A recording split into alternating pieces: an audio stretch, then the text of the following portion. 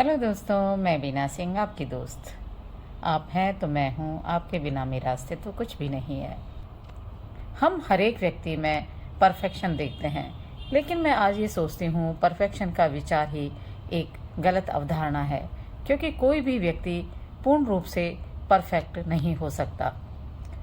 ऐसे ही जब चर्चा चलती है बहन भाइयों के बीच मेरी कविताओं की, तो बड़े भाई अक्सर कहते हैं कि नहीं, ऐसे क्या कविता बोलती है, ऐसे कोई कविता बोलते हैं। कविता आँखों में देखकर बोली जाती है। कविता ऐसी बोली जानी चाहिए कि जो सुनने वाले के दिल पर चोट करे। तो छोटा भाई बोलता है, तुम क्या कविता लिखती हो भाई? कविता ऐसे लिखी जाती है क्या?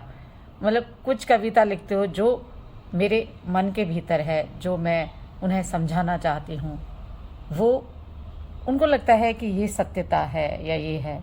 जबकि कोई भी कविता पूर्ण रूप से सच नहीं होती। उसमें कुछ अलंकार को इंसर्ट किया जाता है, कुछ चीज़ें अलग तरीके से उसमें डाली जाती हैं, तब कविता का एक स्वरूप तैयार होता है। सामने पढ़ रहे थे कि मैं और मेरा मित्र शतरंज खेलते थे हम, और वो जीतता था, मैं हारता था।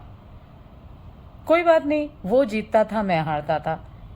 हम फिर शतरंज खेले और वो फिर जीता, मैं फिर हारा। हम फिर शतरंज खेले, वो फिर जीता। मुझे लगा वो बोलेंगे कि इस बार तो मैं जीता, वो हार गया, लेकिन नहीं, उन्होंने कहा कि नहीं, इस बार भी वो जीता, मैं हारा। लेकिन इस हारने और जीतने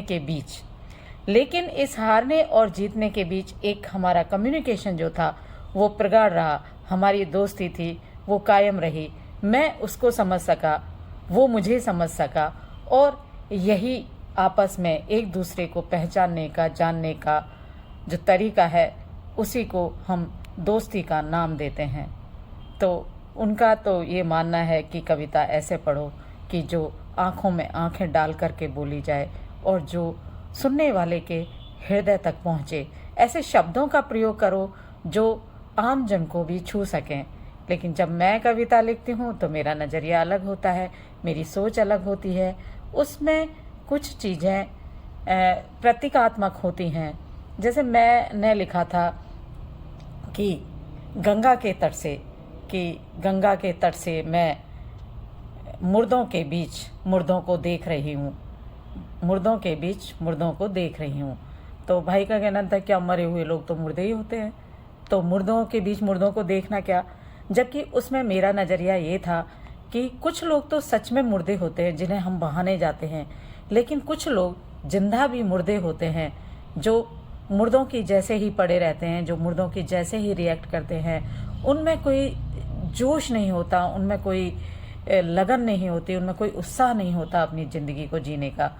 तो वहाँ मेरा तात्पर्य ये था कि मुर्दों के बीच में मुर्दों को देख रही हूँ, गंगा के तट से मैं बड़ा अजूबा देख रही हूँ। Thank you.